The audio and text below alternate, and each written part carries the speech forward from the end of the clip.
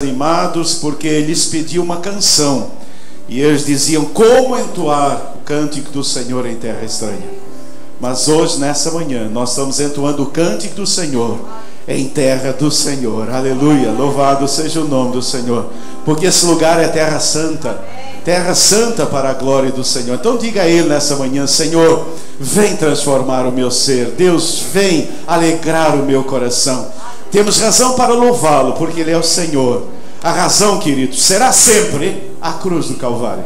A razão do nosso louvor será sempre a cruz. Haja o que houver, a cruz estará sempre lá, lembrando a mim e a você o quanto somos amados pelo Senhor. Eu não sei o que você está sentindo, não sei como foi a sua semana, mas eu sei de uma coisa: a cruz está lá. E da cruz flui esse amor maravilhoso que nos leva a dizer: Senhor, eis-me aqui. Vamos ficar todos de pé e vamos continuar louvando e exaltando esse Deus tão precioso e maravilhoso.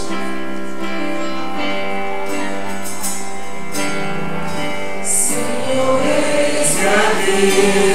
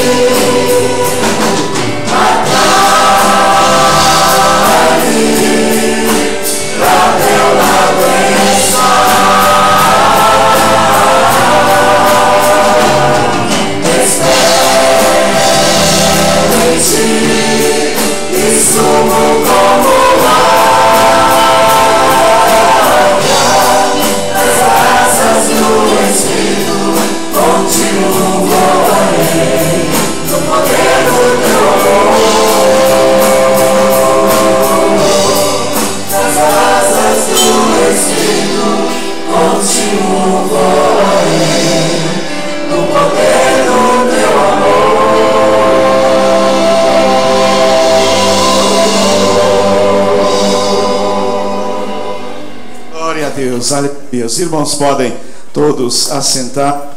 Queridos, eu quero compartilhar com você algo que nessa manhã, aliás, não só nessa manhã, mas já há algum tempo, Deus tem vindo assim a trabalhar na minha vida. E eu gostaria de dizer a você nessa manhã que eu estou perplexo.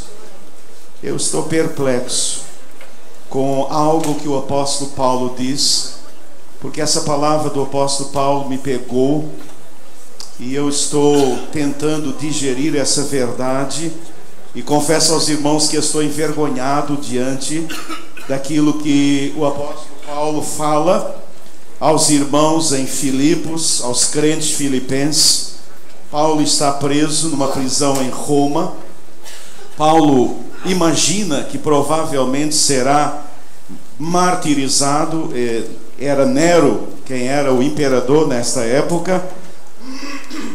Paulo tem diante de si a perspectiva da morte, simplesmente porque é um servo fiel do Senhor Jesus.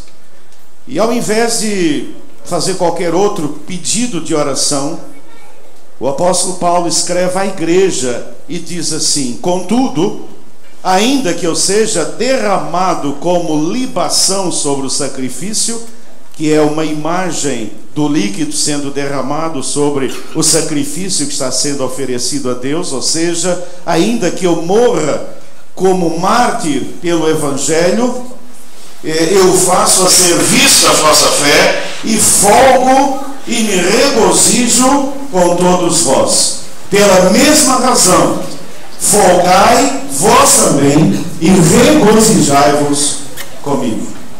Irmãos, a minha crise é como é que uma pessoa na prisão, prestes a morrer, fala o que Paulo falou. Há aqui um amor que eu ainda não conheço. E isso me constrange e me deixa perplexo. Irmãos, como é possível alguém que está preso, alguém que está diante da perspectiva do martírio, da morte, simplesmente pela fé em Cristo, essa pessoa diz: olha, folgo, a gente folga e se alegra nas festas, não é nas coisas boas da vida. E ele diz: olha, eu estou alegre, estou feliz, me regozijo com vocês e peço que vocês também se regozijem comigo.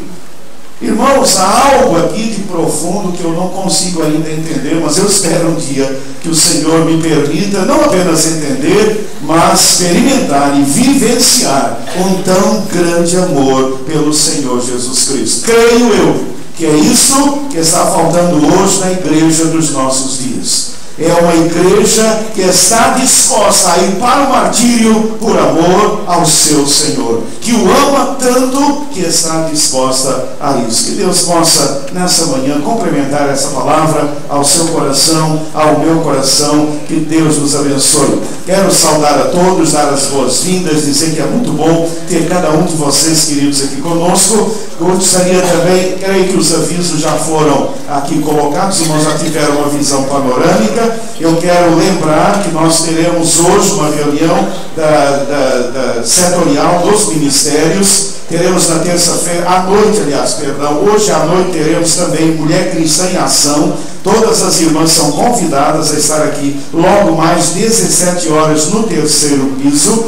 E temos um aviso importante do Ministério da Família. Cadê irmão Pedro? Irmão Pedro quer dar um aviso importante do Ministério da Família para todos nós. Bom dia, irmãos.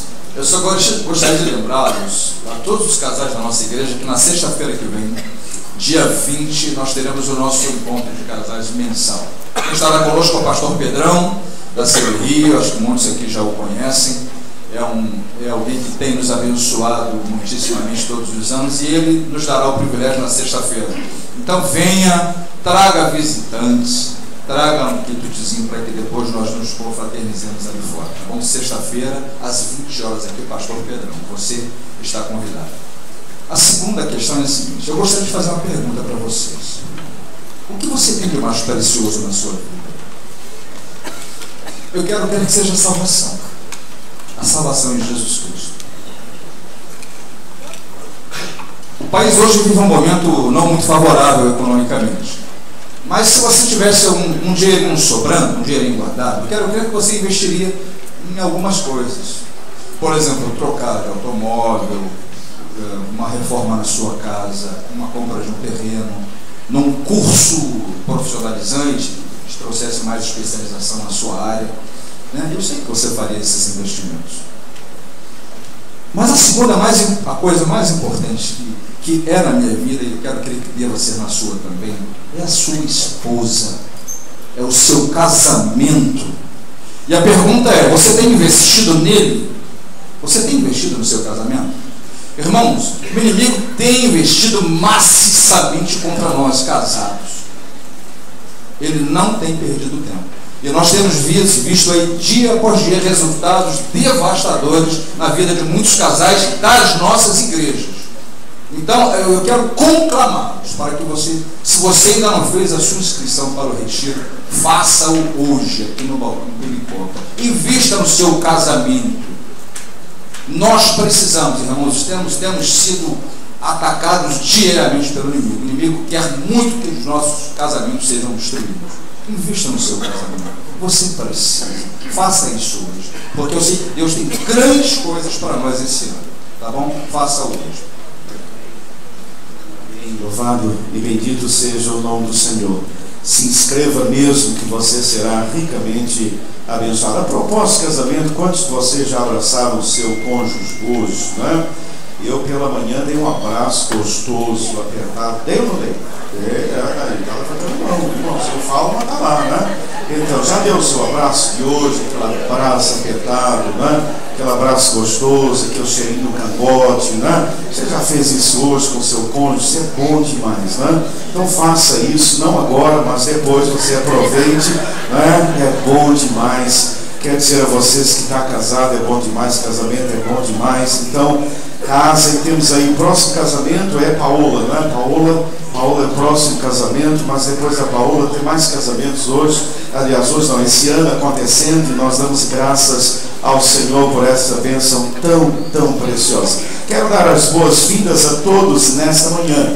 Quero saudar você que está conosco aí na internet, querido, querida, Deus abençoe. Uma alegria muito grande ter você conosco, que o Senhor te abençoe. Se você não pode sair de casa por alguma razão, que o Senhor te abençoe, que a graça do Senhor esteja com você, que o Espírito Santo console, conforte o seu coração, que a alegria do Senhor seja a sua força nesta manhã. Se você está fora do Rio, fora do Brasil, que Deus te abençoe, que a graça do Senhor esteja com você nesta manhã. Você que está conosco, Deus abençoe. Você que já é membro da igreja, e você que não é ainda membro de nossa igreja, fique de pé. Nós queremos abraçar você. Queremos dizer que você é muito bem-vindo ao nosso meio nessa manhã. Lá na galeria, quem está nos visitando nessa manhã, aqui embaixo, quem está visitando, fique de pé. Você que ainda não é membro de nossa igreja, sejam todos bem-vindos em nome de Jesus. Que o Senhor nos abençoe. Se vocês estão passeando pelo Rio, que Deus abençoe e guarde. Se vocês estão procurando igreja, não sei mais, já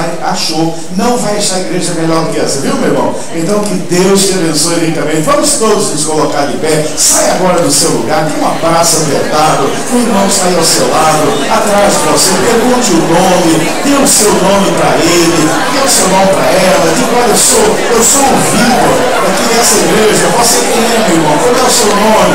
Deus te abençoe, seja bem-vindo em nome de Jesus. É uma alegria receber cada um de vocês nessa manhã. Que a graça de Jesus esteja com cada um de vocês, meus queridos irmãos, membros dessa igreja. Sejam todos bem-vindos.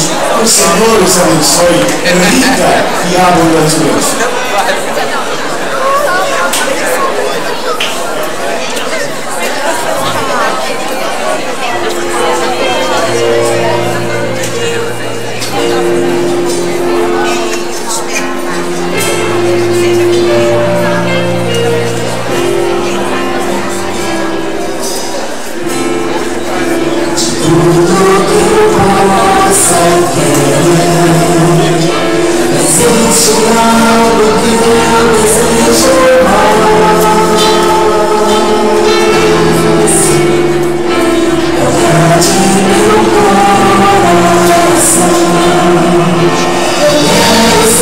Yeah.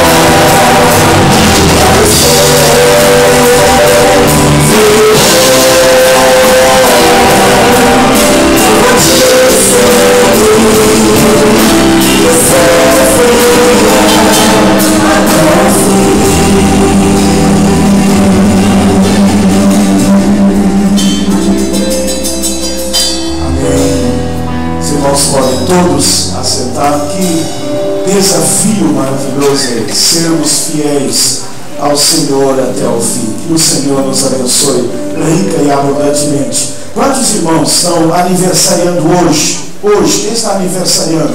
Levante a mão, levante a mão. Quem está aniversariando hoje? Está aí no boletim o nome de você lá em cima. Deus te abençoe. Quem está aniversariando batismo? Aniversário de batismo, hoje ou na semana? Pode ser na semana ou hoje. Aniversário de batismo, levante a mão. Você está fazendo aniversário de batismo. Tem alguém? Aniversário de casamento, hoje ou durante a semana? Alguém? Alguém fez aniversário de casamento? Está fazendo aniversário de casamento? Não estou vendo mão levantada.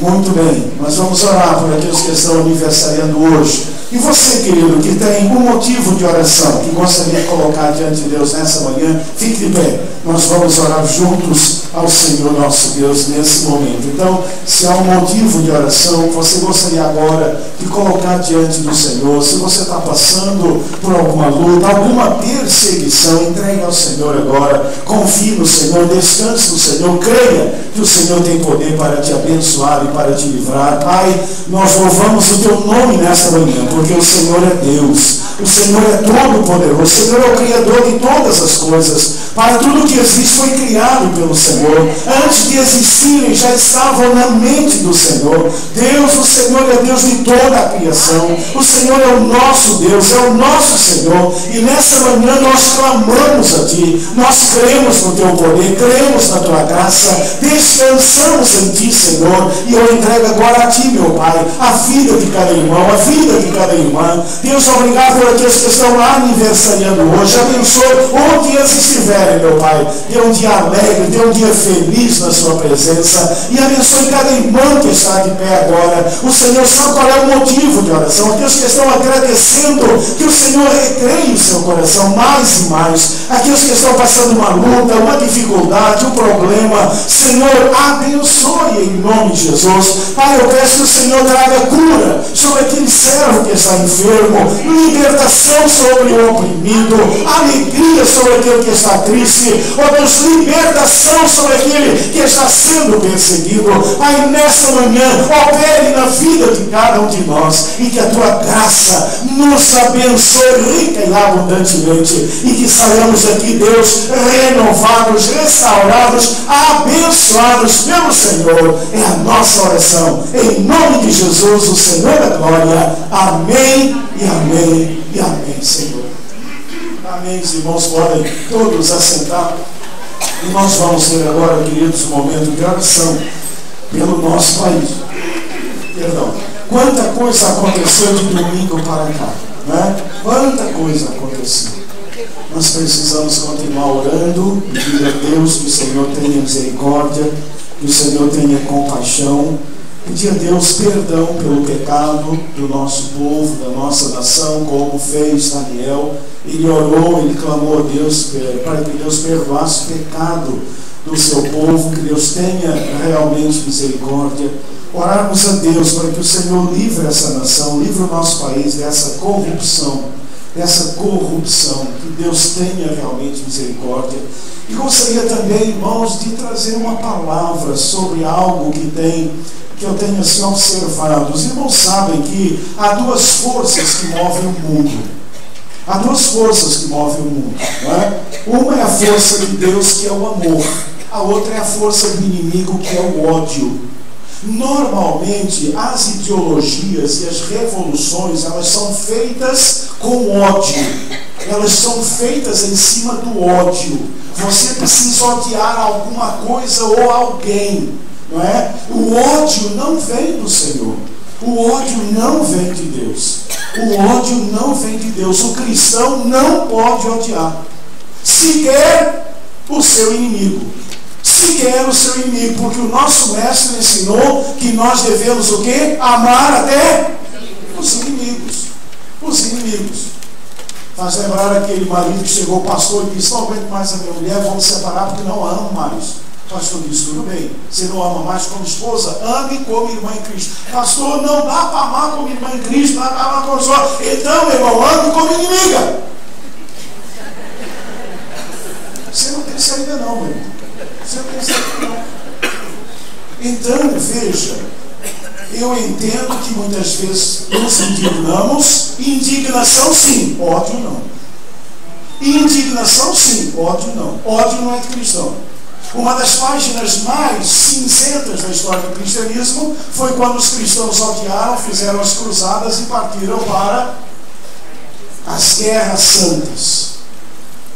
Isso é uma nódoa na história do cristianismo. Não foi isso que Jesus nos ensinou. Então, queridos, eu não tenho ódio pela presidente, agora licenciada, ou enfim, presidente Dilma. Eu não tenho ódio pelo ex-presidente Lula. Eu não tenho ódio por aqueles que me fazem mal, porque o meu mestre me ensina a amá-los. O mestre ensina a amá-los. Então, como cristãos, como igreja, nós precisamos orar. Podemos discordar da política, da ideologia, de tantas coisas, mas orar para que Deus tenha misericórdia. Então, não deixem o ódio tomar conta do coração de vocês.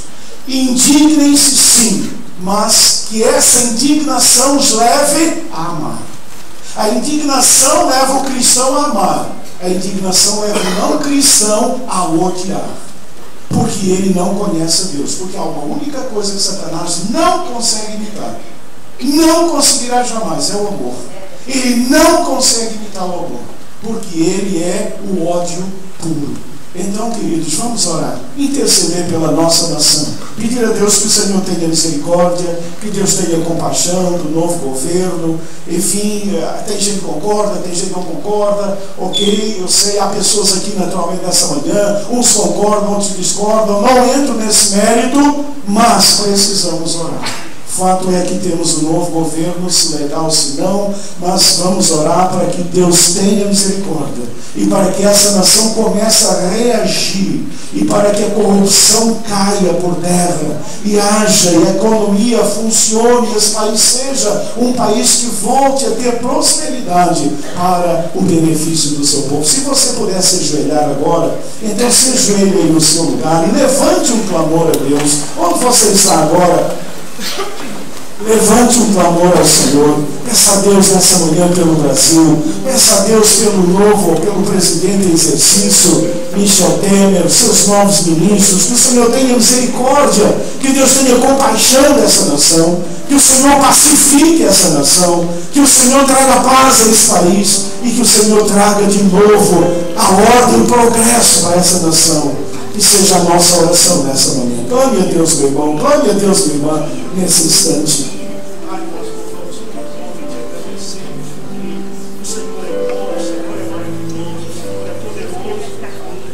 Nós clamamos a Deus. Tenha misericórdia, Senhor. Tenha compaixão. Visite essa nação nessa manhã. Ah, Deus, precisamos da intervenção do Senhor sobre a vida dessa nação. Então, Deus, nos agora, Senhor, de sabedoria, de competência, livre-nos da corrupção. É oração que vamos fazer.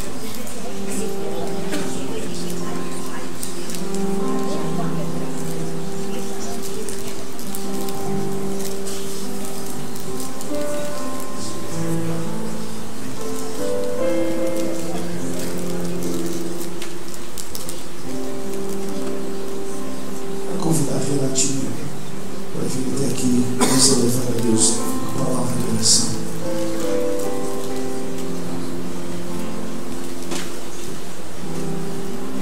Senhor Jesus, obrigada por essa manhã e por nós estarmos aqui na tua casa, reunidos. Nós queremos, ó Deus, como o pastor falou, pedir perdão, Deus, pelos pecados, ó Pai, que estão instalados, ó Deus, na nossa nação. Não só nos lugares de poder, não só nas práticas políticas, partidárias, ideológicas, mas instalados na vida do povo, Pai, dos indivíduos. Nós realmente queremos nos ver livres da corrupção, ó Deus. Deus, mas ela está tão entranhada, Pai, e nós queremos que superá-la, Deus, passa necessariamente por uma obra, Deus, vinda do Senhor. Nos ajuda, Pai, como cristãos, que essa mudança comece em nós, ó Pai. Nos livra, Pai, do pecado de corromper outras pessoas, de nos deixarmos sermos corrompidos por elas também. De não nos aproveitarmos de conhecidos influentes, pessoas que têm posições melhores, ó Deus. Livra-nos, ó Deus, de tentar furar sorteios, filas, usar documentos, nomes, lugares que não nos pertencem, ó Pai, para nos darmos bem, nos beneficiarmos. Ó Deus, às vezes a gente fala tanto da corrupção grande, macro, institucional, mas nós nos esquecemos, ó Deus, às vezes em que nós nos aproveitamos de tantas situações para nos darmos bem. Eu quero pedir que o Senhor nos mostre, que o Senhor nos impeça, que o Senhor comece essa obra em nós e que a gente deixe, ó Pai, de ser motivo de piada e passe a ser mesmo, ó Deus, mesmo que as pessoas discordem da gente, mas que a gente possa levar o Seu Evangelho a sério, Pai. Parar de brincar com a Sua palavra, parar de brincar com o Seu nome, levar a sério tudo que a gente tem aprendido do Senhor. Ó Deus, que a gente possa viver ouvindo mesmo o Teu Evangelho, Teu Espírito, Pai. Que a gente pare de se embriagar com as coisas desse mundo e se encha do Teu Espírito, em nome de Jesus. Nós queremos pedir, ó Deus, toda a nossa nação, todas aquelas pessoas que são as primeiras, Deus, a serem atingidas pelos problemas da nossa nação, aqueles que têm menos, ó Pai. Pedimos que o Senhor venha com misericórdia, com graça, ajudar aqueles, ó Deus, que já têm enfrentado problemas tão grandes nos mercados, para comer, para ir ao médico, para ir à escola. Ó Deus, o Senhor sabe o caos nas escolas, ó Deus, sem professores, nos hospitais, sem médicos. Tenha misericórdia das pessoas, ó Pai. Deus, se esse é um tempo, Pai, de dores, eu creio que a Tua igreja pode ter respostas para essas dores. Que a gente, Deus, possa ser um lugar de alívio e de refrigério em toda essa situação. Nós oramos, ó Pai, por tudo isso, crendo que o Senhor está ouvindo, que o Senhor é poderoso para fazer muito mais. Em nome de Jesus, amém.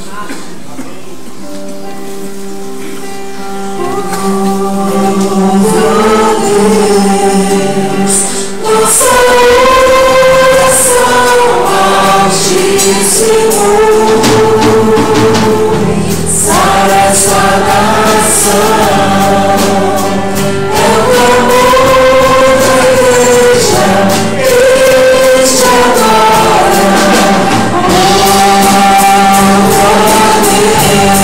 Deus, nossa oração altíssimo.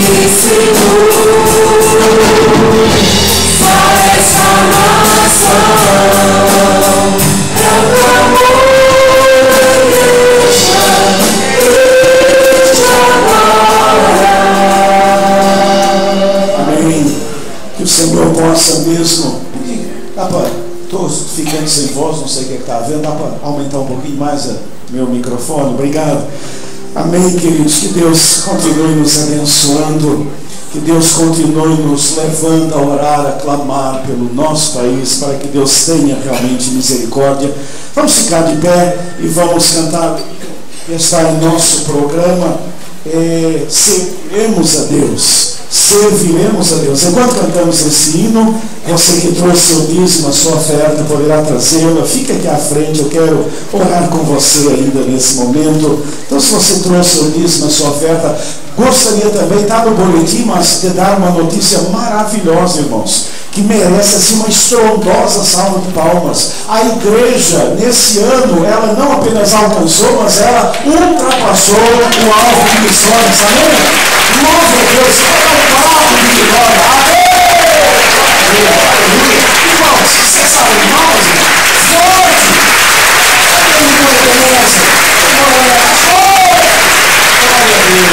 Aleluia! Glória a Deus, irmãos. Que Deus abençoe. Irmãos, nesse tempo difícil, tivemos o alvo arrojado, ultrapassamos o alvo arrojado para a honra e glória do nome do Senhor. Graças a Deus em primeiro lugar, e a você que acabou de bater palmas aí. Que Deus te abençoe. A Deus toda a honra, a Deus toda a glória. Minha casa e eu serviremos a Deus. Enquanto cantamos, traga seu dízimo, traga sua oferta, fique aqui à frente. Eu quero orar com você.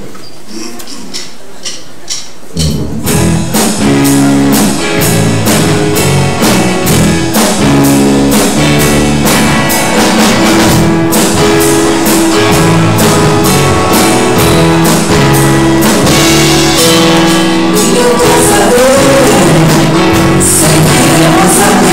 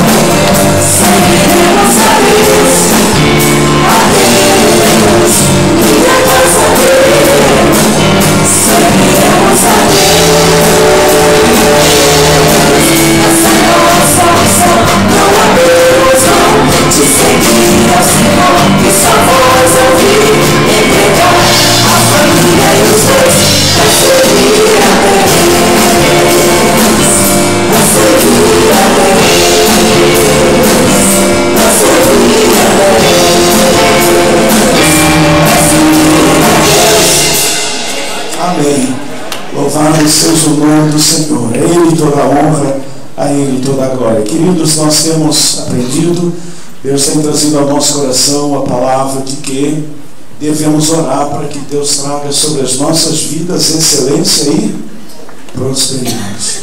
Que sobre a sua vida haja excelência e prosperidade. Nosso Deus é o Deus da excelência. Nosso Deus é Deus da excelência. Olha aqui, gente. Todos esses livros, todos os cursos sobre administração, tudo que existe na verdade, toda a cultura, toda a ciência, ela vem de onde? Da mente do Criador. Da mente do Criador. Né? A excelência, ela vem de Deus, porque Deus é excelente. Quando Deus criou todas as coisas, viu Deus, e quando Deus viu, Deus falou o quê? É muito excelente. É excelente. Então a excelência deve ser a marca do cristão. Se você quer dar bom testemunho de cristão, seja excelente. No seu trabalho não adianta ficar falando. Não fala demais não. Seja excelente. Quando somos excelentes, nós estamos, em primeiro lugar, abençoando as pessoas. Abençoando as pessoas. Quando você é um excelente profissional, você é um abençoador. Depois você está dando um ótimo testemunho de Jesus. Depois você está glorificando a Deus. E você ganha um excelente salário. Porque quem é excelente ganha excelente salário. Quem é ruimzinho ganha um ruimzinho salário. E quem não vai, quer dizer, e por aí vai. Então seja sempre excelente. E prosperidade. Você quer ser próspero, meu irmão? A prosperidade tem um início. A prosperidade começa sempre com fidelidade a Deus. Ninguém é próspero se não for fiel. Vocês vão ver pessoas ricas, mas não prósperas, Porque a prosperidade é apanágio dos fiéis. Começa com fidelidade, continua com piedade e termina lá com liberalidade. Liberalidade. É isso que é nós sermos pessoas que são excelentes e prósperas. Essa é a prosperidade de Deus. Começa com fidelidade ao Senhor. E próspero não é o rico, mas é aquele a quem Deus dá condição de ter tudo o que ele precisa e ainda tem como dividir com o outro. Essa é a prosperidade que o Senhor nos dá. Essa é a prosperidade. Um pobre pode ser próspero e o rico pode não ter prosperidade nenhuma. Foi isso que Jesus falou quando aquela mulher veio e deu aquela moedinha. Jesus disse, ela é próspera. Os outros que dão os restos não têm prosperidade nenhuma. A prosperidade começa com a fidelidade ao Senhor, com a piedade diante do Senhor e sermos liberais, abençoarmos, darmos mais e mais àqueles que estão ao nosso redor e necessitam. Que Deus abençoe você nesta manhã. Levante a sua mão bem alto. Eu quero orar com você. Pai, eu te louvo nesta manhã, porque aqui está o teu povo. O teu povo veio, Senhor, não por causa de apelos, não com medo, não para barganhar com o Senhor. Nós estamos aqui fazendo barganha nenhuma. Senhor, nós estamos aqui para ser abençoados. Nós estamos aqui porque já somos abençoados do Senhor. Muito obrigado, Deus, porque o Senhor nos tem tornado prósperos. Senhor, o que queremos é a tua prosperidade. Não é prosperidade do mundo, não é riqueza não, Deus. O que queremos é a tua prosperidade, sendo fiéis, piedosos, liberais, sendo canal de bênção, Senhor, para que através da nossa vida muitas vidas sejam abençoadas. Obrigado pelos irmãos que têm o seu trabalho, aqueles que têm, Senhor, o seu negócio, que no seu negócio dão emprego e trabalho para outras pessoas. Eles estão abençoando, Senhor. Abençoa, estão sendo liberais, meu Pai. Abençoe nesta manhã a vida do meu irmão, a vida da minha irmã.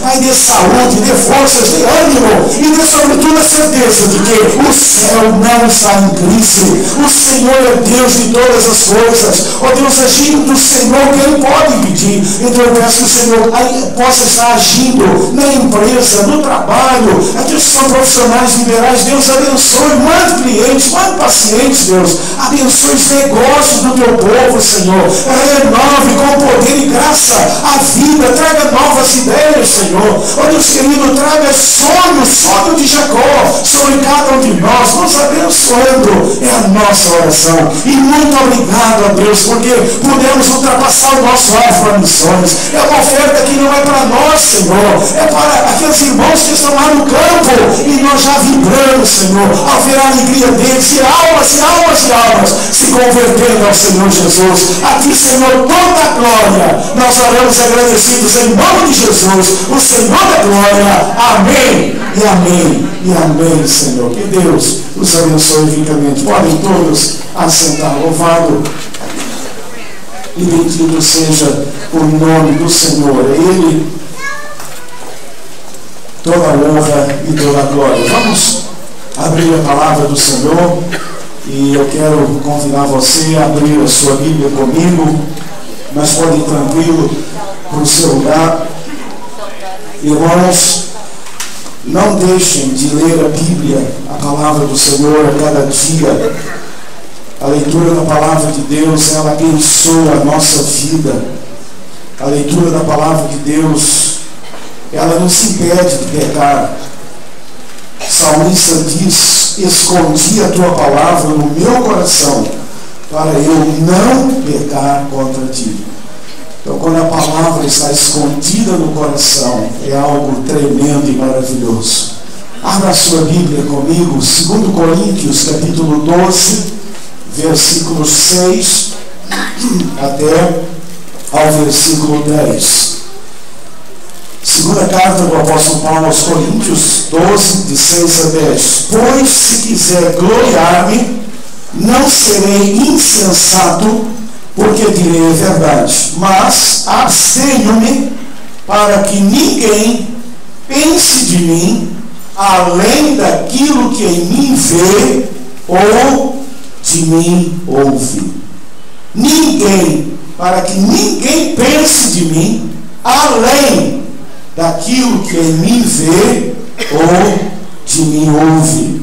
E para que não me exaltasse demais pela excelência das revelações, foi-me dado um espinho na carne, a saber, um mensageiro de Satanás, para me esbofetear, a fim de que eu não me exalte demais, acerca do qual 3 vezes roguei ao Senhor que o afastasse de mim.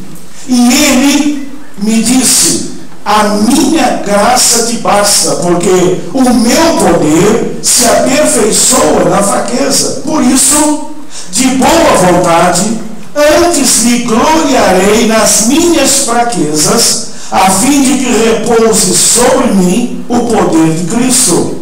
Pelo que sinto prazer nas fraquezas, nas injúrias, nas necessidades, nas perseguições, nas angústias, por amor de Cristo, porque quando estou fraco, então é que eu sou forte. Que o Senhor abençoe a leitura da sua palavra. Curve a sua cabeça. Vamos orar mais uma vez. Pai, nós louvamos o Teu nome, Te agradecemos porque o Senhor já tem falado, o Senhor já tem abençoado as nossas vidas nessa manhã e agora, diante da palavra, nós tememos e trememos, porque essa palavra é Tua, ela é viva, ela é eficaz, ela foi gerada pelo Teu Santo Espírito. Por isso, Deus, eu peço agora que o Senhor traga esse texto para os dias de hoje e que o Senhor o aplique ao meu coração, ao coração de cada irmão e irmã que aqui estamos nesta manhã. É a minha oração, em nome de Jesus. Pai, quem é idôneo diante dessa palavra? Só pela graça do Senhor. Então, Deus, nos dê graça nessa manhã. É a minha oração em nome de Jesus, o Senhor da glória. Amém e amém e amém. Queridos, eu creio que todos aqueles que aqui estão nessa manhã, todos vocês, todos nós, já presenciaram ou já enfrentaram os mais diversos problemas, dificuldades e crises em seus lares e em suas famílias. Quem de vocês aqui nessa manhã, aí na internet, quem de nós ainda não enfrentou um problema, uma luta, uma dificuldade, uma crise na sua vida pessoal ou na sua família? Muitas vezes, queridos, enfrentamos crises conjugais tão intensas que parece não haver outra saída a não ser a separação.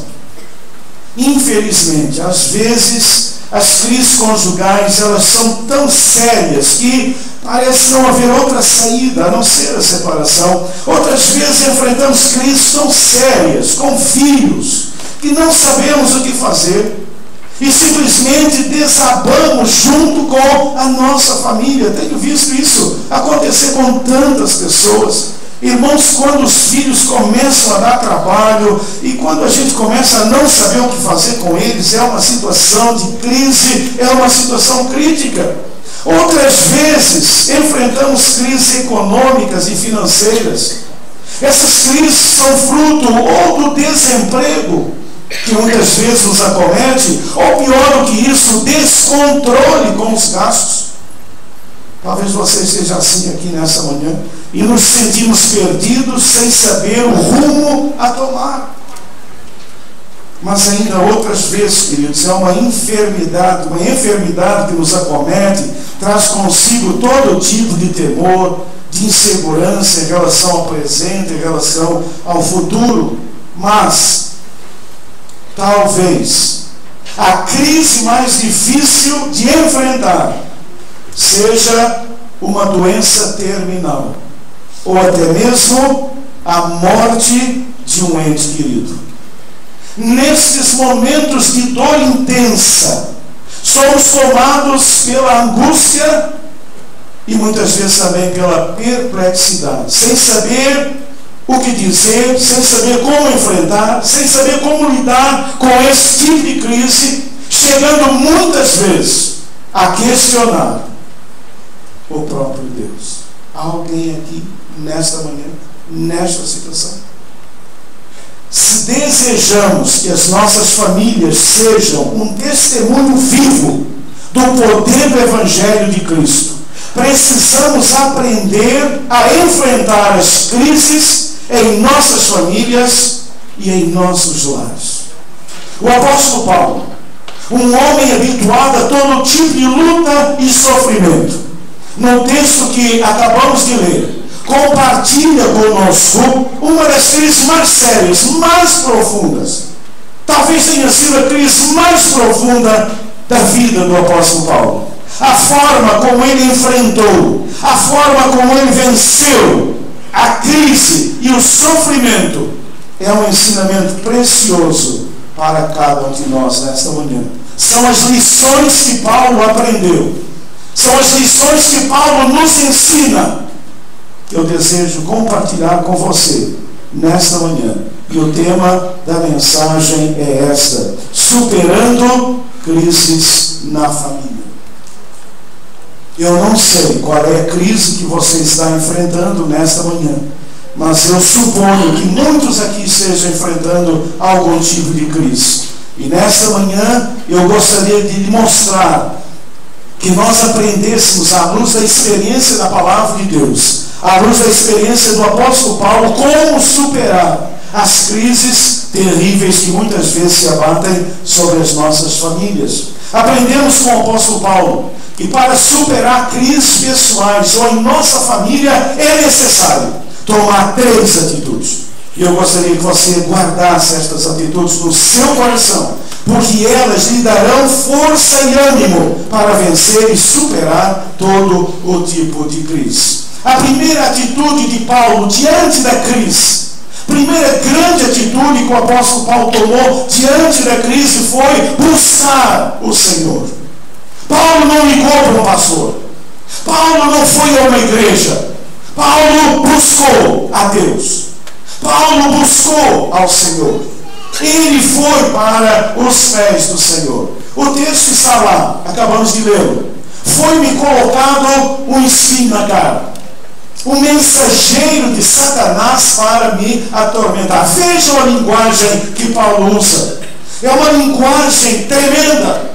Um espinho na carne, algo que doía bastante. Se não sabem, quando há um espinho na carne, como isso dói, inflama, como dói. Mas mais do que um espinho que doía, era o mensageiro de Satanás para atormentar, para envergonhar. Há algo de vergonha nisso. Paulo está se sentindo atingido diretamente por Satanás. Ele interpreta dessa forma.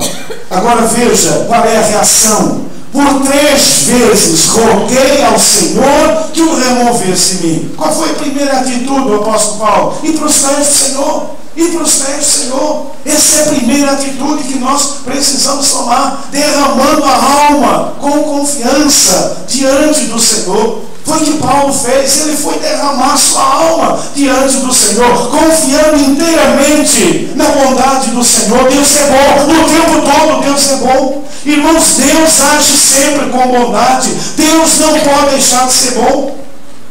Paulo derrama a alma confiando nessa bondade do Senhor, confiando inteiramente na misericórdia do Senhor. Por isso ele vai para os pés do Senhor. Ele sabe, ele confia inteiramente no Senhor. Não há nenhuma brecha na fé de Paulo. Ele vai para os pés do Senhor com confiança e ele derrama a sua alma diante do Senhor. Mas, queridos, ele derrama a alma diante do Senhor com perseverança. Diz lá 3 vezes. E provavelmente são 3 momentos. Isso denota intensidade, perseverança. Algo que temos perdido nos dias de hoje é a perseverança. No mundo espiritual, perseverança é vital, irmãos. É vital, porque o tempo de Deus não é o nosso tempo. Deus não age no instantâneo. O instantâneo não é muitas vezes uma criação de Deus, como nós esperamos. Acontece alguma coisa, a gente liga para o pastor, pede uma oração e pensa: pastor acabou de orar, o problema sumiu. E quando o pastor acaba de orar, o problema se intensifica. E você diz: essa oração desse pastor não vale nada, vou ligar para o outro.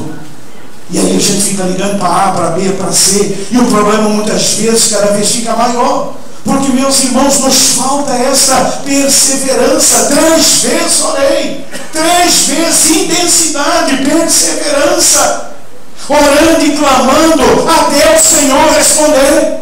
Orar e clamar até o livramento do Senhor chegar. É isso que precisamos aprender e fazer, irmãos. É ir para os pés do Senhor até que o Senhor responda, até que o Senhor traga uma palavra, até que o Senhor traga uma palavra de libertação sobre as nossas vidas. Ficarmos ali aos pés do Senhor, entrarmos na presença do Senhor e ficarmos ali. A história do cristianismo fala de homens e mulheres de Deus que passaram até semanas trancados com Deus, esperando uma resposta do Senhor, clamando a Deus por uma resposta. Irmãos, no mundo espiritual a perseverança é fundamental.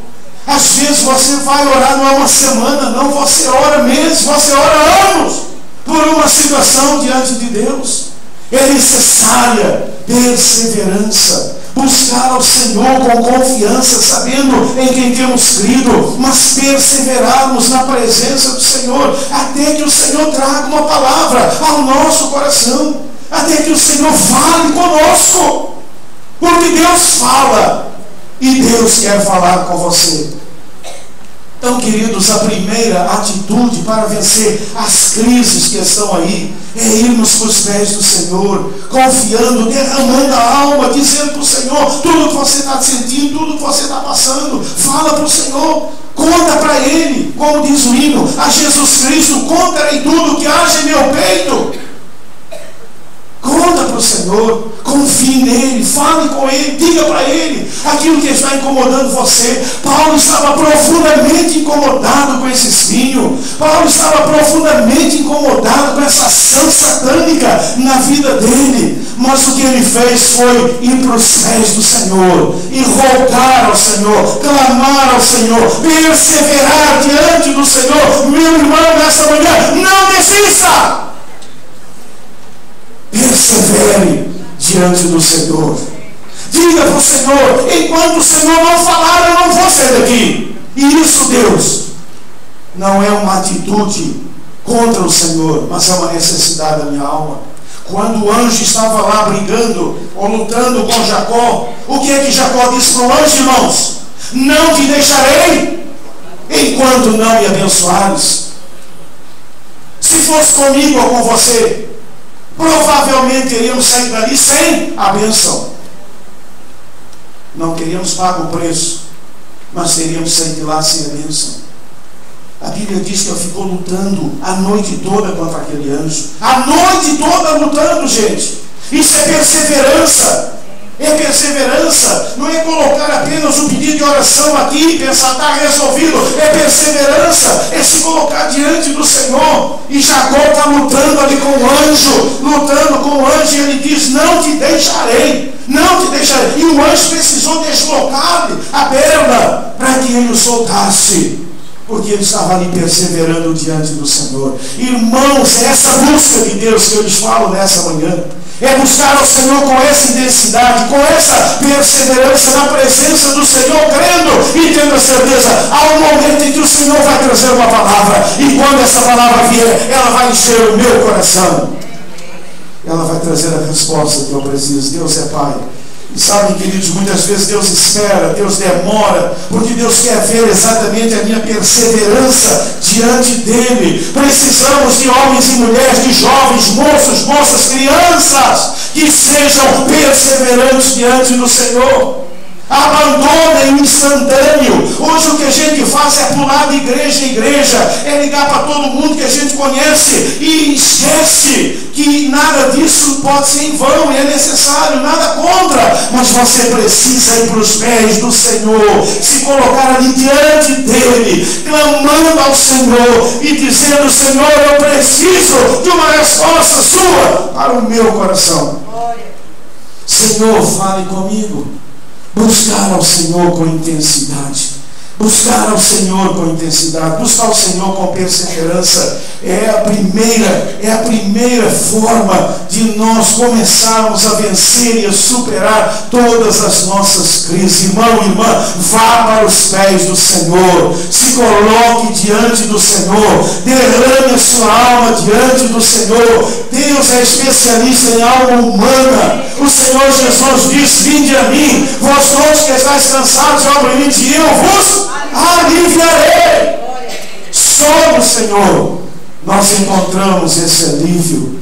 Paulo, pelas palavras que ele coloca, ele não está confortável, ele não está sentindo bem, ele está sentindo atacado, ele está diante de uma guerra, de uma batalha. O que Paulo faz? Sua alma não está bem, ele não está feliz, não. Ele vai para os pés do Senhor, e ali a alma de Paulo encontra os nutrientes necessários para vencer esta crise. Mas, queridos, aprendemos com Paulo que para superar crises pessoais ou em nossa família, as crises virão, gente. Não há como não ter crise.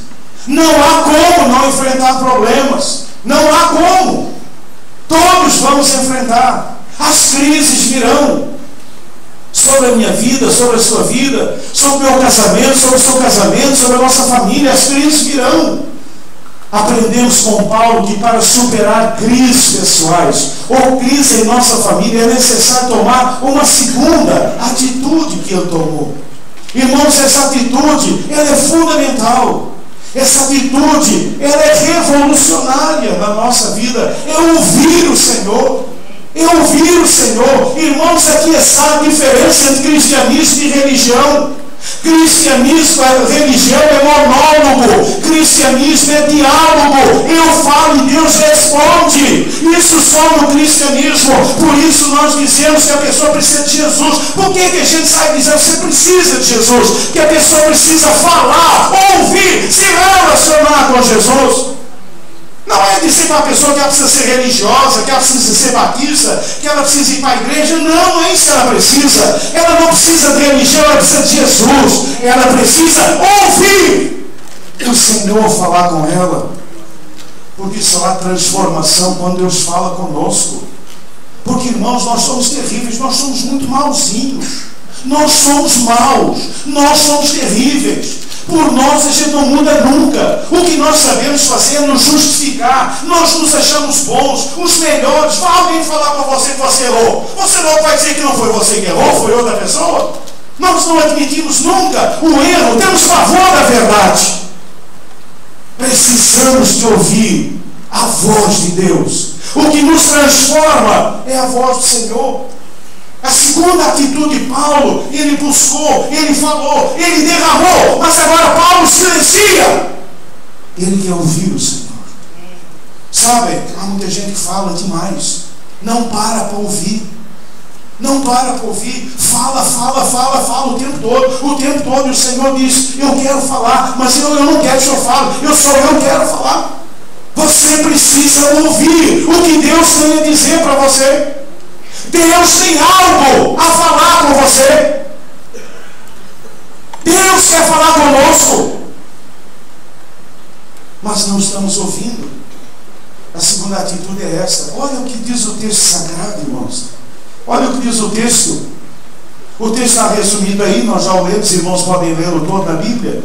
Para impedir que eu me tornasse arrogante por causa da grandeza dessas revelações, foi-me colocado um espinho na carne, o mensageiro de Satanás, para me atormentar. Entretanto, ele me declarou: o Senhor, a minha graça te é suficiente, pois o meu poder se aperfeiçoa na fraqueza. Entretanto, ele me declarou. Essa resposta de Deus mudou completamente. Queridos, o que muda é a resposta do Senhor. É o Deus que fala comigo, é o Deus que fala com você. Transforma completamente a nossa vida. O Senhor me declarou. Deus fala. Irmãos, olha, só o Senhor pode revelar a razão do sofrimento.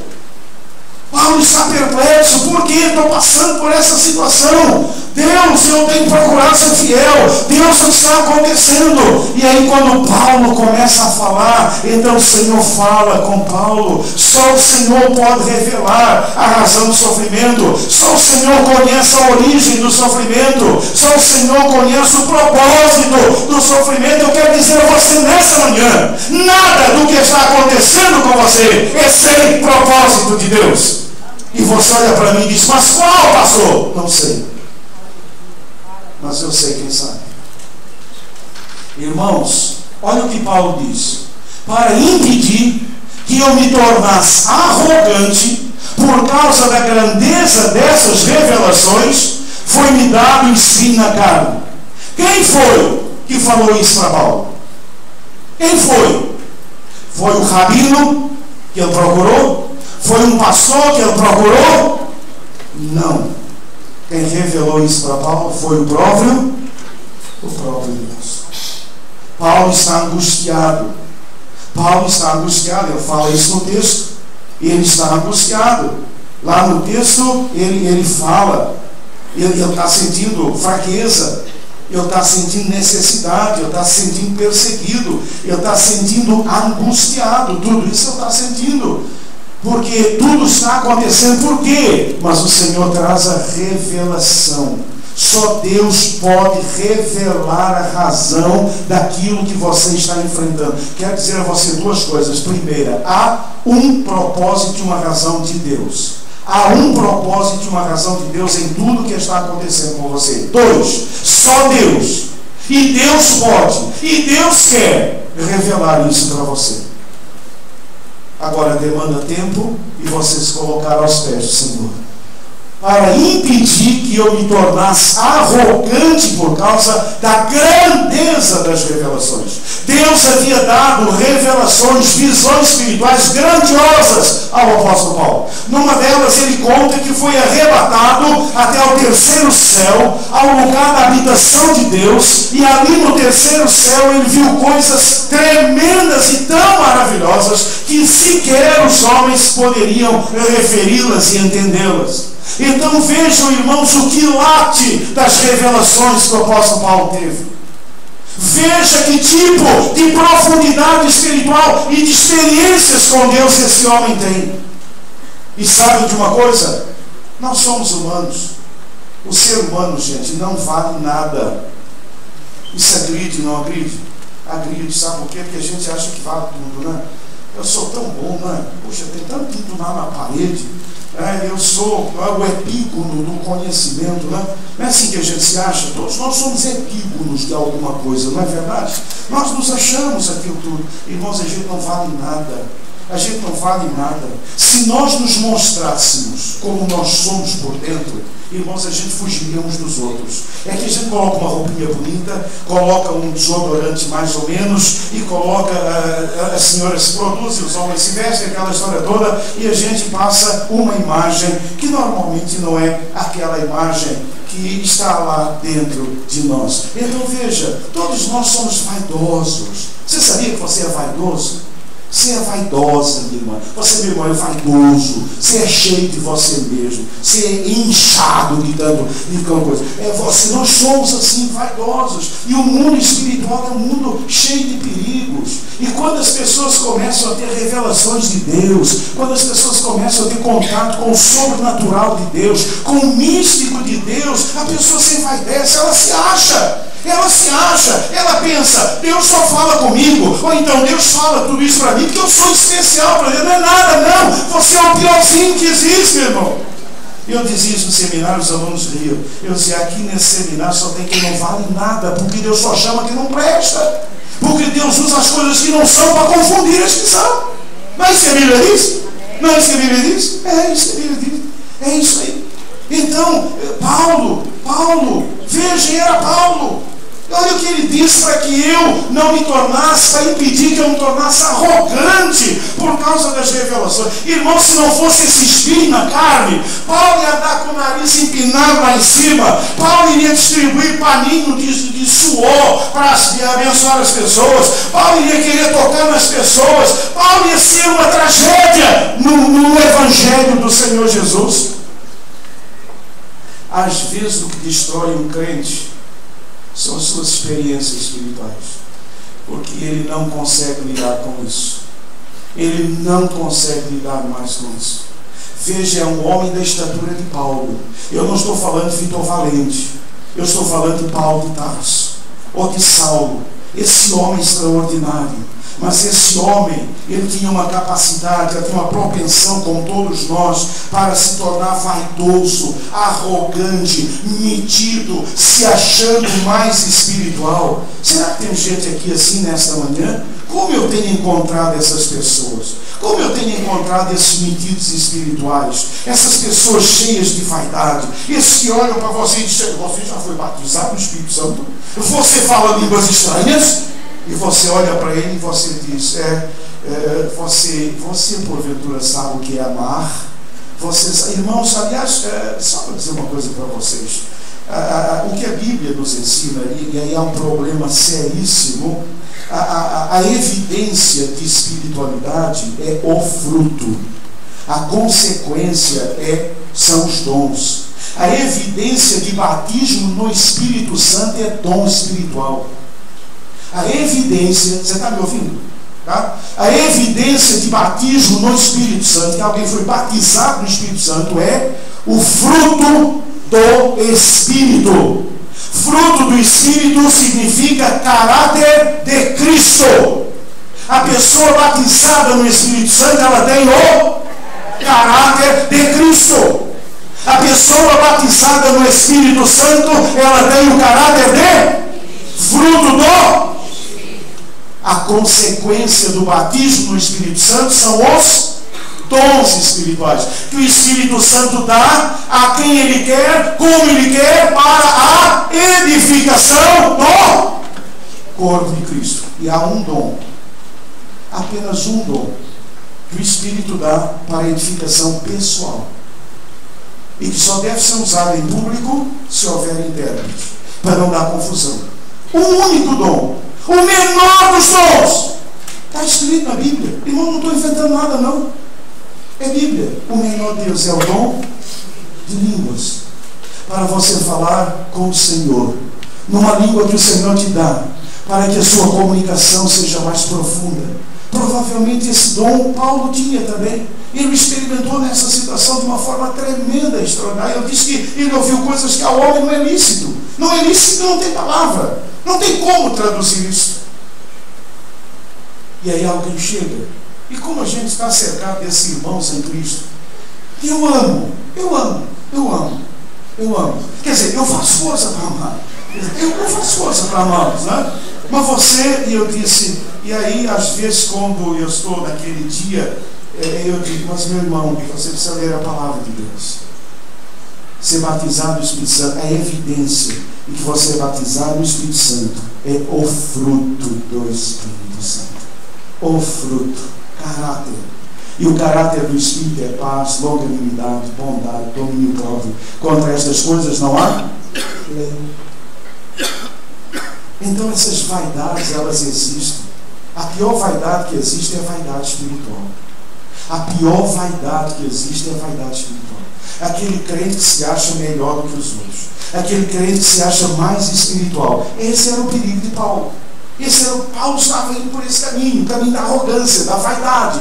Quando Deus viu isso, Deus deu um espinho na carne para Paulo. Quando veio o espinho na carne, Paulo ficou perplexo. Por que isso, Senhor? O que ele fez? Buscar o Senhor. Buscou o Senhor e ele ouviu o Senhor. Então o Senhor revelou a razão do seu sofrimento. O Senhor revelou, o Senhor trouxe revelação a Paulo. E o Senhor disse: olha, para que você não se torne arrogante, eu trouxe, eu permiti esse espinho na carne. Mas olha, querido, só o Senhor pode nos sustentar em meio ao sofrimento. Olha o que o Senhor disse para Paulo: a minha graça te é suficiente, pois o meu poder se aperfeiçoa na fraqueza. Só o Senhor nos dá graça para enfrentar as lutas e as dificuldades sem enfraquecer. Só o Senhor nos dá graça para suportar a crise sem desanimar. A minha graça te é suficiente. Só o Senhor. Precisamos ouvir o Senhor. Essa palavra vem do coração do Senhor. O Senhor falou: filho, o meu propósito é esse, mas a minha graça vai sustentar você. Aleluia! Louvado seja o nome do Senhor. É isso que precisamos ouvir.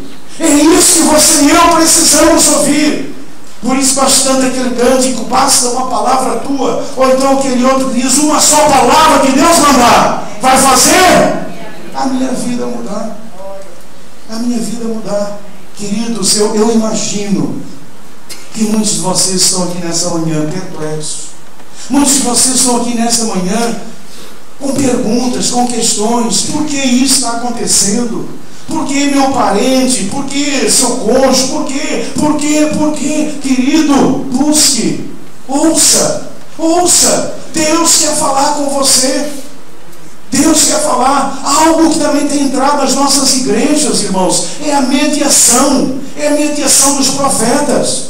É a mediação de profeta e profetiza. A gente precisa de mediação para chegar a Deus. Ao invés de falar com o Senhor, você fala com os outros. Ah, irmão, estou com esse problema. O que é que será? E o irmão, como nós somos pródigos em fazer diagnóstico, o irmão logo faz um diagnóstico. O irmão logo diz o que é que você tem, que normalmente nunca é verdade. Normalmente é sempre furado. Os nossos diagnósticos normalmente são sempre furados, mas os de Deus não. Deus nunca erra conosco.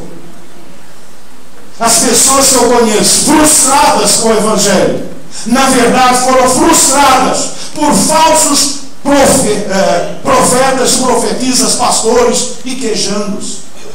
Enganados. Sabe por quê? Porque não procuraram o Senhor. Você é responsável por isso. A Bíblia fala sobre isso. Você é tão responsável quanto o falso profeta que você consultou. Porque você deveria consultar o Senhor. Vá para os pés do Senhor. Dá trabalho, demora, mas quando a resposta vem, é maravilhosa. Resolve o nosso problema de uma vez por todas. Resolveu o problema de Paulo. Quando Deus falou, o problema de Paulo acabou. O Senhor revelou a razão do sofrimento. O Senhor revelou a ele o sustento em meio ao sofrimento. Acabou a questão de Paulo. E nessa manhã pode acabar a sua dúvida, o seu questionamento, se você ouvir aquilo que o Senhor tem a lhe falar. Deus quer falar com você. Deus quer falar com você. Irmãos, o que Deus mais deseja é conversar conosco. O que Deus mais deseja é ter intimidade conosco. O que Deus mais deseja é que nós estejamos ali, diante dEle, preparados, ouvidos abertos e dizer: fala, Senhor, que o teu servo ouve. Fala, Senhor, que o teu servo ouve. Fala, Senhor, eu preciso ouvir a tua voz. Fala, Senhor, eu preciso ouvir a tua palavra. Senhor, eu sei que o Senhor tem um plano, o Senhor tem um propósito. Senhor, me ajude. Senhor, me dê graça. Senhor, me dê sustento, até que essa palavra venha. E quando essa palavra vem, ela muda para sempre a nossa vida. Aleluia! Louvado seja o nome do Senhor. O que você precisa nesta manhã não é de dinheiro, não é de saúde, não é de emprego. O que você precisa nessa manhã é ouvir a palavra do Senhor ao seu coração. Uma só palavra que Deus mandar vai fazer a sua vida mudar. Isso é cristianismo. Religião é monólogo. Religião você fala, não há resposta. Religião é inútil. Cristianismo é diálogo. Você fala e Deus fala com você. Uma das imagens mais lindas disso é quando Moisés está lá no monte. E quando Moisés fala e Deus fala com Moisés. E aquele monte é despedaçado pelo poder e pela glória do Senhor nosso Deus. Deus fala e Deus quer falar conosco. O problema é que muitas vezes só ouvimos pastores, só ouvimos mensagens de outros, nós nunca recebemos a palavra quente, a palavra transformadora, a palavra rema que vem do coração de Deus para o seu coração.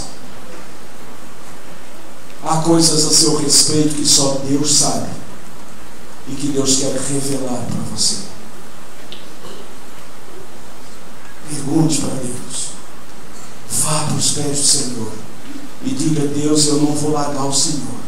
Deus, eu vou dar uma de Jacó. Eu não vou largá-lo enquanto o Senhor não falar comigo. A religião, ela é mais confortável, sabe por quê? Porque na religião, como é um monólogo, você pergunta e você mesmo responde. Por isso a religião atrai tanto. A religião atrai porque você dá respostas para você mesmo. O cristianismo dificulta porque Deus começa a falar. E quando Deus fala, Deus incomoda. Porque Deus toca na ferida. Deus toca na ferida. Paulo está lá orando: Senhor da glória, meu Deus, como eu te amo, Senhor, eu sou teu servo. E o Senhor diz: para, seu hipócrita, você é um vaidoso, você é um arrogante, você precisa mudar a sua vida. Ai, irmãos, a gente não gosta disso não. A gente não gosta disso não. A gente não gosta disso. Quantas vezes, irmãos, eu vou para os pés do Senhor, começo a falar com Deus, e o Senhor diz: quer parar, filho? Quer parar de mentir? Você está querendo me enganar a mim? Você está querendo me enganar a mim? Irmãos, é por isso que eu digo, eu tenho o pior patrão que existe. Eu tenho o pior patrão que existe. Eu não dormo, acordar o tempo todo, e não dá para enganá-lo de jeito nenhum. Mesmo quando eu tento enganá-lo, ele ouve e diz: mas filho, você está querendo me enganar? Você está querendo me enganar?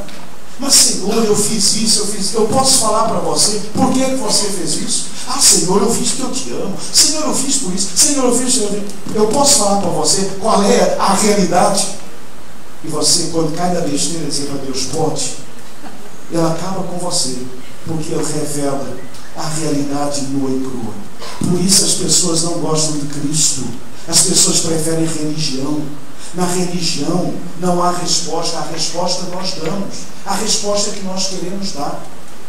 No cristianismo eu preciso ouvir o Senhor. E quando Deus fala, o Senhor toca nas minhas feridas.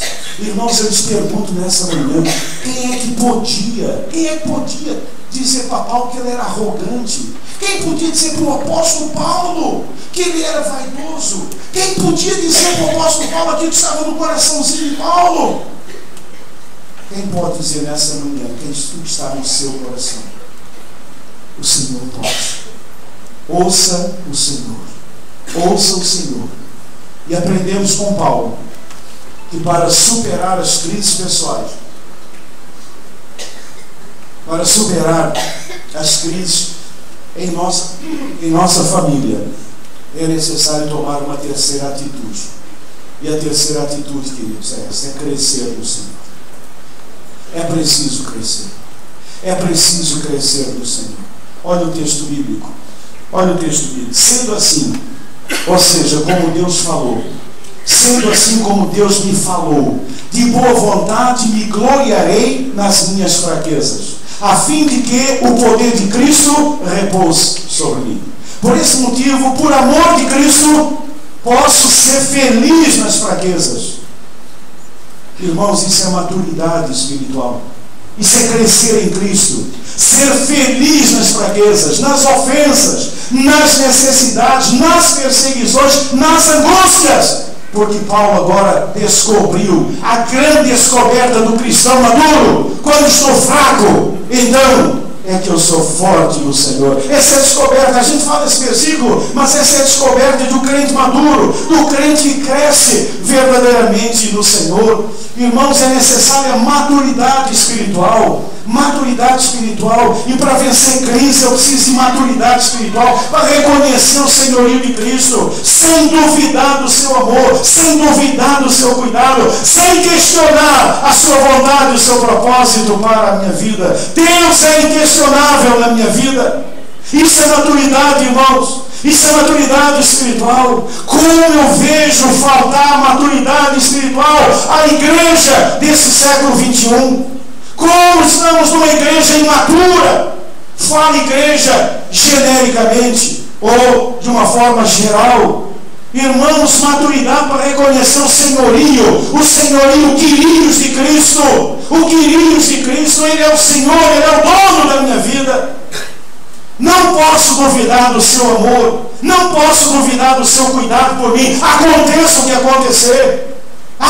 Isso é maturidade, irmãos. Não posso questionar a sua vontade, não posso questionar os seus propósitos. Ele sabe, eu não entendo, porque ainda não consegui fazê-lo, mas eu sei em quem tenho crido, eu sei que Ele é poderoso na minha vida. Isso é maturidade. Maturidade para reconhecer o senhorio de Cristo, é o que Paulo afirma nesse texto. Maturidade espiritual para me submeter ao senhorio de Cristo. Paulo diz, sendo assim de boa vontade, me gloriarei nas minhas fraquezas. Ele se submete completamente ao Senhor, abrindo mão da nossa vontade por amor a Jesus, abrindo mão dos nossos desejos por amor do Evangelho do Senhor Jesus Cristo. Ele é o Senhor da minha vida.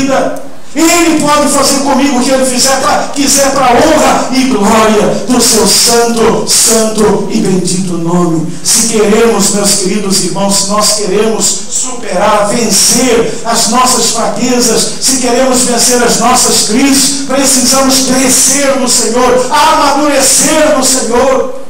Andar de cabeça erguida, estou passando por luta, por provação, mas o Senhor revelou, a sua graça está comigo, eu reconheço em todos os meus caminhos, Ele é o Senhor da minha vida, e se Deus determinou essa situação para mim, eu enfrentarei para a glória do seu nome, porque é mais importante para mim fazer a vontade dEle do que a minha própria vontade.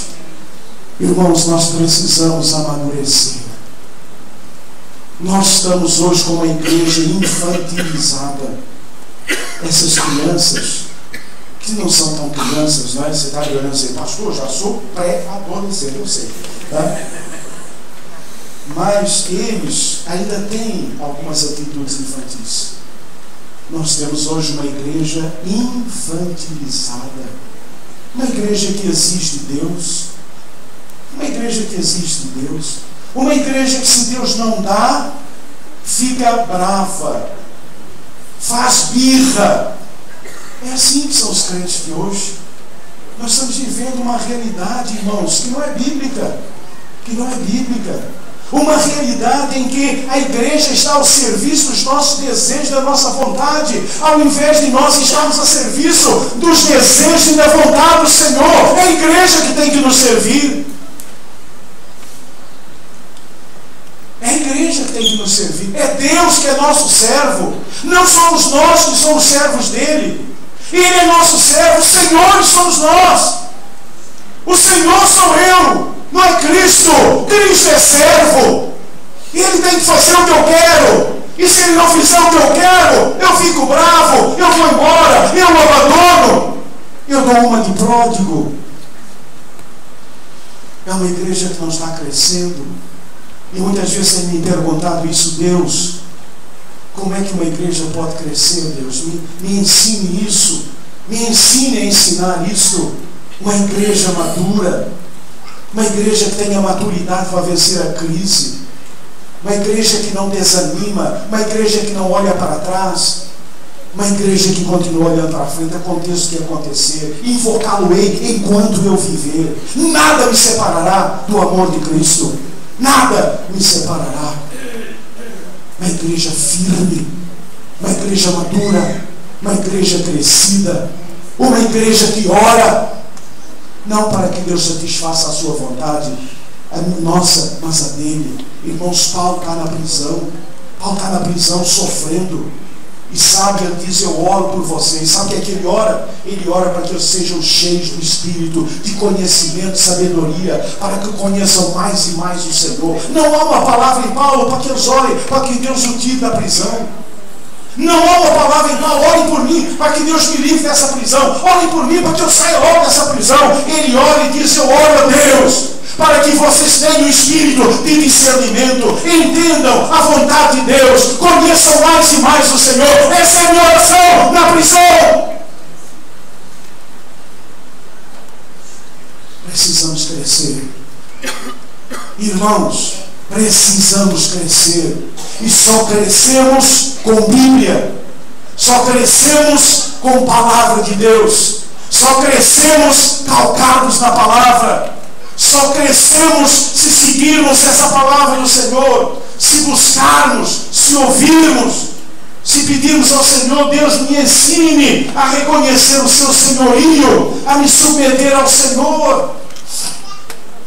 Essas novas igrejas, esses novos evangelhos, essas novas aceitações são de pessoas que não conhecem mais o senhorio de Cristo. Esse povo que diz o que mal tem, mas por que não podemos agir dessa e daquela forma? Porque desagrada ao Senhor e Ele é o meu Senhor. A igreja do século XXI, ela precisa entender que ela é serva, ela precisa entender que ela tem o Senhor, Ele é a cabeça. Estamos fazendo com o Senhor o que as mulheres estão fazendo com os maridos. Assim como hoje as mulheres não aceitam que o marido seja o cabeça, a igreja não aceita que Cristo seja o seu cabeça. Mas a igreja quer ser o cabeça, a igreja quer ser para Cristo. Como deve ser a nossa maneira de ser, a nossa maneira de andar, a nossa maneira de agir. É assim que a igreja quer caminhar nos dias de hoje. Mas eu lhes digo nessa manhã, nesta igreja eu não caminharei. Eu caminharei numa igreja que tem cabeça, que tem um Senhor, que tem um mestre, a quem eu devo obediência absoluta. Diante dele eu não tenho vontade. A vontade dele é a minha vontade. O desejo dele é o meu desejo. Essa é a igreja do apóstolo Paulo. Essa é a igreja do Senhor Jesus Cristo. Essa é a igreja que Cristo virá buscar. Estamos vivendo tempos difíceis. Tempos difíceis. Próximo boletim, a mensagem está bem interessante. Novo conceito de família do vocabulário Wise. Há um novo conceito de família. Esse conceito de família que conhecemos acabou. Há um novo conceito de família. Para mim não há um novo conceito de família, porque essa não é a família do meu Senhor. Essa não é a família. Irmãos, não é uma questão de preconceito, não. Olha, eu trabalho muito comigo mesmo nessa questão do preconceito. Sério, porque é claro que eu sou preconceituoso, mas eu trabalho isso. Ou seja, eu tenho consciência que eu sou preconceituoso e eu trabalho demais essa questão do preconceito. Procuro realmente. A questão não é preconceito, a questão é maturidade cristã.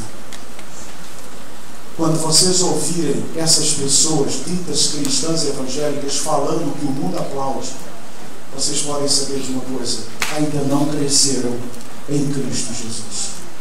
Não sigam crianças. Não participem de igreja infantilizada, mas sejam membros do corpo cujo cabeça é o Senhor Jesus Cristo. E todos nós estamos submissos a Ele. Não vai ser fácil. Não está sendo fácil. Nunca foi fácil. Nós pensamos que hoje estamos vivendo as piores épocas. Não, gente. Não. Já houve épocas muito piores na história do cristianismo. Muito piores. A porta ainda está aberta. Eu ainda estou falando aqui. Vocês estão aqui. Nós temos toda a liberdade do mundo. O problema é que não temos sabido usar essa liberdade para a glória de... Estamos usando essa liberdade para a nossa própria glória, para impor os nossos pensamentos, quando na verdade o que precisamos é isso: reconhecer o senhorio de Cristo, submeter ao senhorio de Cristo. Ele é o Senhor da minha vida e não há como passar disso daqui. Queridos, aprendemos com o apóstolo Paulo que para superar crises pessoais ou crise na nossa família é necessário tomar 3 atitudes. Qual é a primeira atitude? Buscar o Senhor. Buscar o Senhor com confiança e com perseverança. Qual é a segunda atitude? Ouvir o Senhor. Ouvir o Senhor. Ouçam o Senhor. Ouçam o Senhor. ouvir o que o Senhor tem a dizer. O Senhor tem a resposta. O Senhor tem a resposta. O Senhor tem a resposta. Os irmãos sabem, em 2004 eu tive um câncer. E estive na marca do pênalti, quase para ser derramado como libação. Também pensei que ia ser despejado no sacrifício. Pensei, Senhor, vou ser despejado lá no sacrifício. Não foi fácil. Não foi fácil. Claro que não é fácil. Mas eu só tinha uma saída. É ir para os pés do Senhor. Eu fui para os pés do Senhor. E eu ouvi. E o Senhor me respondeu. E quando o Senhor trouxe a resposta, acabou todo o meu problema. Todo o meu problema. Todo o meu problema. E sabe qual foi a minha resposta do Senhor? Naum 1:7. O Senhor é bom. E conhece aqueles que confiam nele. Senhor, por que tudo isso aconteceu? A resposta dele, o Senhor é bom. E quando essa palavra bateu no meu coração, ela me incendiou. E eu comecei a louvar o Senhor. Ele é bom. Ele é bom. Essa bondade encheu o meu coração até os dias de hoje. Eu ouvi. Ele fala. Ele quer dizer algo a você nessa manhã. Especialmente você que está aqui assim, uma situação tão difícil. Tão difícil. Só Deus sabe como está o seu coraçãozinho, como está a sua alma. Eu quero dizer a você, há uma razão. Mas qual, pastor? Não sei. Mas há uma razão. Agora eu sei de uma coisa. Ele pode revelar a você nessa manhã. Segunda atitude é ouvir o Senhor. A terceira atitude é crescer no Senhor. Amadurecer. Nos tornarmos cristãos maduros. Você já imaginou a maturidade necessária para um pai levar seus filhos para o Coliseu e diante das feras que vêm? Vocês estão olhando aqui para mim? Estão vendo o recado? As feras, uma família, o pai, a mãe e os filhos, né? E tinha uma menina lá, tipo você, Thalita. Tinha assim uma menininha, seu tamanhinho lá, né? E quando está todo mundo lá, a menininha começou a chorar, porque ela viu os leões, né? Que é leão. Você já viu um leão, Thalita? Já na jaula, né? Mas já pensou? O leão lá olhando, a menina começou a chorar. No que ela começou a chorar, a família começou a louvar ao Senhor. A louvar ao Senhor. E o pai dizia, filha, coragem, daqui a pouco estaremos na presença de Jesus. Queridos, para isso é necessária a maturidade. Não basta ser membro de igreja. Não basta ser evangélico de berço. É preciso ser convertido. É preciso conhecê-lo. É preciso conhecê-lo. Crescer no Senhor. Se você está vivendo uma crise pessoal, se você está vivendo uma crise na sua família, nessa manhã, se você estiver passando por alguma crise, busque o Senhor. Vá para os pés do Senhor. Vá para os pés do Senhor. O melhor lugar que tem é estarmos na presença do Senhor. Ouça o Senhor. Ouça o Senhor. Vocês lembram de Ana, mãe de Samuel? Que crise essa mulher viveu? O que ela fez? Como é que ela venceu aquela crise? Ela foi para os pés do Senhor. Ela buscou o Senhor. E ela, além de buscar o Senhor, ela ouviu o Senhor. E quando ela saiu, ela havia crescido. Ela havia